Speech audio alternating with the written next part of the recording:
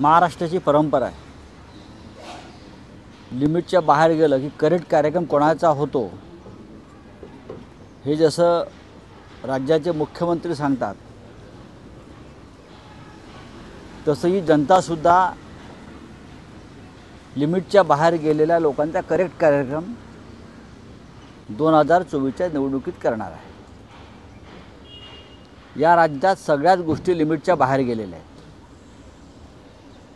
तुम्हीच एखाद्याला उभं करायचं आणि तुम्हीच मग लिमिटच्या बाहेर गेल्यावर करेक्ट करण्याची भाषा करायची। पण आम्हाला या सगळ्या विषयात आता पडायचं नाही आहे। महाराष्ट्र शांत राहिला पाहिजे। महाराष्ट्रातलं सामाजिक स्वास्थ्य बिघडता कामा नये। पुरोगामी महाराष्ट्राला कोणते गालबोट लागू नये। पण महाराष्ट्राची जी भाषा बिघडलेली आहे याची सुरुवात देवेंद्र फडणवीस यांनी राज्याची सूत्र हाती घेतल्यावर या राज्याची भाषा आणि संस्कृती ही पूर्णपणे बिघडायला सुरुवात झाली। जी भाषा जरांगे पाटील यांनी गृहमंत्र्यांबाबत वापरली त्याचं कोणी समर्थन करणार नाही। पण भारतीय जनता पक्षाचे काही भाडोत्री लोक ज्या प्रकारची भाषा या महाराष्ट्रातल्या विरोधी पक्षांच्या नेत्यांविषयी वापरतात त्या भाषेचं समर्थन फडणवीस आणि करेक्ट कार्यक्रमवाले करणार आहेत का? त्यांचे लोक ज्या प्रकारची भाषा महाराष्ट्रात वापरतात। आज मराठी भाषा दिवस आहे। आज मराठी भाषा दिवस आहे। त्याच्यामुळे त्यांनी आपल्या लोकांना मराठी भाषेचे संस्कृतीचे आणि संस्काराचे धडे दिले तर बरं होईल। म्हणजे महाराष्ट्रात शांतता नांदेल। तुम्ही हवी ती भाषा वापरायची आणि तुमच्यावरती जर कोणी अशा प्रकारे भाषा वापरली की मग तुम्हाला ती टोचते। नारायण तातू राणे हे कोणत्या प्रकारची भाषा वापरतात? त्यांची पोरं ही कोणत्या प्रकारची भाषा वापरतात? आपण ऐकत असाल, आम्ही ऐकत त्यामुळे लोक सांगतात आम्हाला। भारतीय जनता पक्षाचे आणि शिंदे गँगचे काही लोक ही कोणत्या प्रकारची भाषा वापरतात? आज मराठी भाषा दिनानिमित्त त्यांनी आत्मचिंतन केलं पाहिजे। भाषेसंदर्भात सरकारच्या लोकांनी त्यांनी आत्मचिंतन केलं की आपोआप मराठी भाषा शुद्ध होईल, प्रखर होईल। टीका आम्ही करतो, प्रखर भाषा आम्ही वापरतो, पण आम्ही कधी कोणावरती व्यक्तिगत टीका टिप्पण्या केल्या नाहीत। राजकीय टीका आम्ही करतो, भूमिकांवर टीका करतो। नरेंद्र मोदींवर सुद्धा प्रधानमंत्री म्हणून भूमिकांवर टीका केली असेल, व्यक्तिगत टीका आम्ही कधी केली नाही आणि त्या टीकेचं आम्ही कधी समर्थन केलं नाही।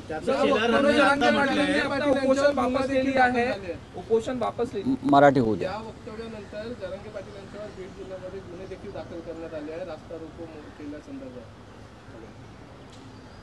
हे राज्य कायद्याचं आहे। सरकारला वाटत असेल की एखाद्या नेत्यामुळे कायदा आणि सुव्यवस्था याचं उल्लंघन होत आहे तर सरकारला अधिकार आहे। पण ही वेळ महाराष्ट्रावर का आणि कोणी आणली याची चौकशी केली पाहिजे। ही वेळ का आणि कोणी आणली? आजही मराठा समाजाला असं का वाटतं की त्यांची फसगत झालेली आहे, त्यांना फसवलं गेलेलं आहे, त्यांच्या बाबतीमध्ये चिटिंग झालेलं आहे।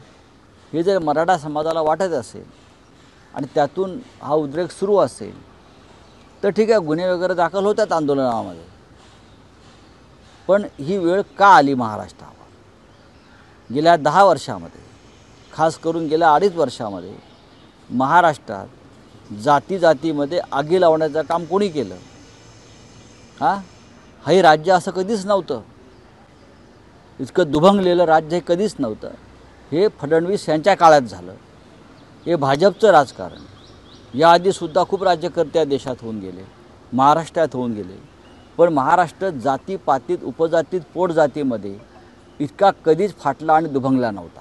सर, शेलारांचं म्हणणं आहे की एसआयटीची चौकशी करा। का तर तुम्ही जेव्हा म्हणाले की भाजप संपू, त्याच्यानंतर जरांगे देखील दुसऱ्याशी बोलायला लागले, त्यांच्या पाठीमागे कोण पाठबळ देतं आणि एसआयटीची चौकशी मागणी केली आहे। ज्या पद्धतीने बोलले की भाजप संपू, शेलारांनी कोणी म्हटलं भाजप संपवू? तर तुम्ही भाजपला संपू आपण? मग भाजप का नाही संपणार? भाजप हा संपलेलाच पक्ष आहे। भाजपला काँग्रेसचा, शिवसेनेचा ऑक्सिजन आहे फुटीर लोकांचा आमच्या। नाही तर भाजपच्या कुडीमध्ये प्राण आहे का? भाजप हा ICU मधला पक्ष आहे, कायम ऑक्सिजन दुसऱ्यांचा घेऊन। काँग्रेस फोडा, राष्ट्रवादी काँग्रेस फोडा, शिवसेना फोडा, भाजपच्या स्वतःच्या कमरेवर बरं का लुंगीसुद्धा नाही आहे, चड्डीसुद्धा नाही आहे, ती पण दुसऱ्यांची आहे. कळलं? दाखवा स्वतःच्या हिमतीवर निवडणुका लढून, घ्या महानगरपालिका. काय सांगतात हे? कोण शेलार? काय सांगतात काय? तुमची मुंबई महानगरपालिकेसह 14 महानगरपालिका घेण्याची हिंमत नाही. तुम्हाला नांदेडची एक जागा जी जिंकलेली आहे आधी ती ताब्यात ठेवण्यासाठी अशोक चव्हाणांना घेऊन त्यांना राज्यसभा द्यावी लागते. हा तुमचा पक्ष, हा तुमचा पक्ष. तुम्ही आम्हाला काय सांगताय? तुमचा भाजप पक्ष पूर्ण संपलेला आहे. तुमचा भाजप पक्ष पूर्ण संपणार आहे. त्याच्यामुळे तुम्ही SIT चौकशी कसली करताय? याच्यात हा यांचा मूर्खपणा. आम्ही राजकीय विधान करतो आहे की तुमचा पक्ष निवडणुकी संपेल आणि हे म्हणतात SIT चौकशी करा. यांच्या डोक्यावर परिणाम झाला आहे. शेतकरी आंदोलनात जसं अनेक नेते फोडण्यात, शेतकरी आंदोलनात दिल्लीच्या जेव्हा अनेक नेते फोडण्यात आले, अनेक कार्यकर्ते फोडण्यात आले होते, तसंच आता सेम आपल्याला महाराष्ट्रात देखील दिसतंय. बारस्कर महाराज असतील किंवा अन्य कोणी असेल, मी व्यक्तिगत कोणावरती काही बोलणार नाही. जर मराठा समाजाचं समाधान झालं असेल विशेष अधिवेशनानंतर तर आम्ही त्यांचं स्वागत करतो. शिवसेना पक्षप्रमुख उद्धव ठाकरे यांनी त्या निर्णयाचं स्वागत केलेलं आहे. जर त्यांच्या नेत्यांना या संदर्भात काही शंका असतील तर त्यांनी सरकारशी चर्चा केली पाहिजे. पण हे पुढे टिकेल का? टिकणारं आरक्षण देऊ किंवा टिकेल असं वचन राज्याच्या मुख्यमंत्र्यांनी आणि सरकारनं दिलेलं आहे. त्याच्यामुळे हा प्रश्न सरकारला विचारायला हवा. जरांगे पाटलांची भूमिका अशी आहे की हे आरक्षण कोर्टात टिकणार नाही आणि म्हणून ते चिडलेले आहेत.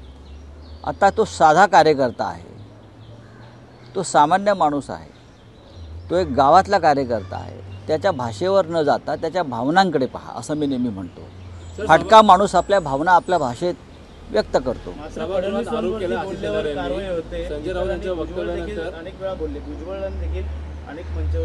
असं आहे की मी मगाशी म्हणालो ना, नारायण राणेच्या पोरं कोणत्या प्रकारची भाषा वापरतात, पोलिसांना कोणत्या प्रकारचं आव्हान देतात, सागर बंगल्यावर बसलेला बॉसविषयी कोण बोलतं, ही गुंडगिरीची भाषा. या गृहमंत्र्यामध्ये हिंमत आहे गुन्हे दाखल करण्याची? आहे का? नाही ना. पण तुम्ही एक साधा कार्यकर्ता आहे जो बोलताना चुकला असेल त्याच्यावर गुन्हे दाखल केलेले आहेत. पण तो ठीक आहे. पण तुम्ही तुमच्या लोकांवरती जे विरोधी पक्षांना धमकावत आहेत, मारण्याच्या सुपाऱ्या घेत आहेत, त्यांच्यावरती गुन्हे दाखल करत नाही आहात. म्हणजे या राज्यामध्ये कायद्याचं समान राज्य नाही आहे. सर, सभागृहात आशिष शेलार यांनी आरोप केला संजय राऊत यांच्या वक्तव्यानंतर जरांगे पाटील यांची भाषा बदलली. मी जरांगे पाटलांना कशा करता काही सांगेन. जरांगे पाटील हे सुज्ञ आहेत, गावाकडला कार्यकर्ता आहे. माझी कशाला भाषा बदलते? आणि त्यांची माझी भाषा हीच आहे भाजपला संपवण्याची. हे मी आता सांगत नाही आहे, हे गेले मी 10 वर्ष सांगतो भाजप संपेल म्हणून. आणि भाजप संपण्याच्या शेवटच्या स्थितीवर आहे. भाजप शेवटच्या घटका मोजतो आहे, मी आत्ता सांगतो. म्हणून ते सगळे फोडाफोडी काँग्रेस, राष्ट्रवादी, शिवसेनेचे ऑक्सिजन लागले आहेत त्यांना. म्हणजे काँग्रेसचं सलाईन लावलेलं आहे, ग्लुकोज, शिवसेनेचं ऑक्सिजन लावलेलं आहे. त्या अशोक चव्हाणला घेऊन अजून काहीतरी घुसवल्यात नळ्या कुठल्या तरी. त्यांची अवस्था म्हणजे आयुष्यामधला अखेरचा अवस्था मोजणारा जो पेशंट असतो ना, तशी भाजपची अवस्था आहे. तर आम्ही कशाला तुम्हाला संपवायला पाहिजे?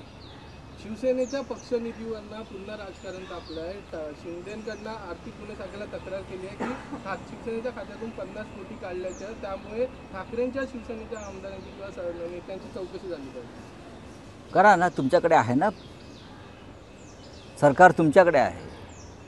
आधी इलेक्ट्रॉल बॉन्ड्सचा जो घोटाळा आहे 7,000 कोटीचा भारतीय जनता पक्षानं केलेला, जो सुप्रीम कोर्टानं त्याच्यावरती ताशेरे मारलेले आहेत, त्याच्यावर बोला मिस्टर शिंदे.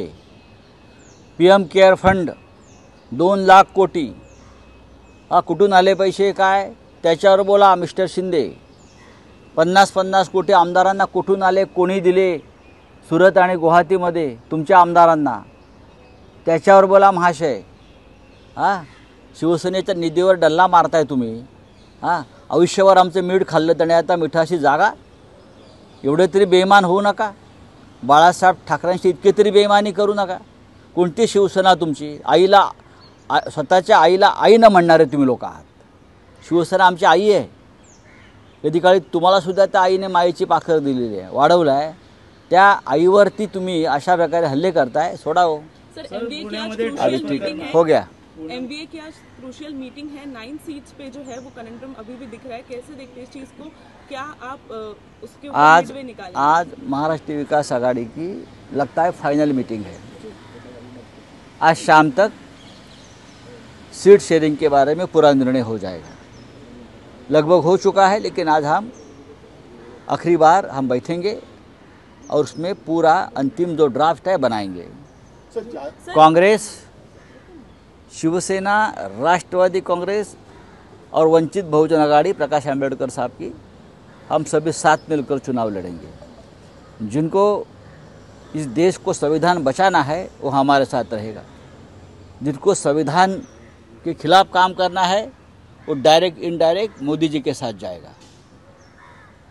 मैं ये पहले बार कहता हूँ, जिसको देश को बचाना है, संविधान को बचाना है, वो महाविकास आघाड़ी में रहेगा.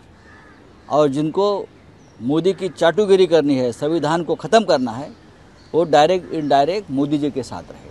मनोज जरांगे पाटिल ने अपना कुपोषण वापस लिया है. देवेंद्र फडणवीस के बारे में कहा कि वो मराठाओं को टारगेट कर रहे हैं. और सीएम का बयान आया कि अगर लिमिट क्रॉस करेंगे तो करेक्ट कार्यक्रम करेंगे. बात ऐसी है, और करेक्ट. प्रकाश अंबेडकर का भी बयान आया कि 6 महीने पहले जरांगे पाटिल को कोई जानता नहीं था, लेकिन अब वो शरद पवार के बाप बन चुके हैं. इस तरह का बयान आया. सर इन सब पे बोल दीजिए. मैं ये नहीं मानने को तैयार कि कोई पवार साहब का और किसी का बाप बना है. एक आंदोलन है और ऐसे आंदोलन में नेता अपने आप लोग किसी को बना देते हैं. जरांगे पाटिल भी उसी तरह से नेता बने हैं. जरांगे पाटिल का जब आंदोलन जालना में चल रहा था तो उनके ऊपर लाठीचार्ज करने की ज़रूरत नहीं थी. एक लाठीचार्ज ने उनको नेता बना दिया. लाठीचार्ज शरद पवार के आदेश से नहीं हुआ था. लाठीचार्ज देवेंद्र फडणवीस, एकनाथ शिंदे की सरकार के आदेश से हुआ था. तो अगर किसी को जांच करनी है तो वहाँ से शुरू करो. कौन किसी को ताकत देता है, मदद करता है पर्दे के पीछे, उसको वो कोई मायने नहीं रखता. लेकिन जरांगे पाटिल जी की जो मांग है मराठा समाज के बारे में, सरकार और उसमें चर्चा होनी चाहिए. अगर उनको लगता है कि मराठा समाज आज भी अपने आप को ठगा हुआ महसूस करता है तो उनको आंदोलन करने का अधिकार है. सर एमबीए की आज मीटिंग है, हमने बात की उसके ऊपर, आपने भी बताया. पर जो सीट्स है उसके ऊपर कांग्रेस भी दावा कर रही है, जिसके ऊपर आपका भी हक था. कहीं ना कहीं संजय निरुपम ने भी पहले ये बात बताई थी. कैसे देखते हैं इस चीज़ को? 9 सीट्स के लिए जो है वो काफ़ी ज़्यादा खींचातानी हुई. ऐसा आपको किसने कहा 9 सीट के ऊपर खींचातानी? मैं मानता हूँ ऐसी कोई खींचातानी नहीं है. जो सिटिंग सीट है उसके ऊपर कोई चर्चा नहीं है. सिटिंग सीट के ऊपर पंजाब में आप और कांग्रेस का अलायंस क्यों नहीं हुआ? क्योंकि पंजाब में लोकसभा की सिटिंग सीटें कांग्रेस के पास है और कांग्रेस वो सिटिंग सीटें छोड़ना नहीं चाहती. करेक्ट. वही फॉर्मूला महाराष्ट्र में है. एबीपी माझा, उघडा डोळे बघा नीट.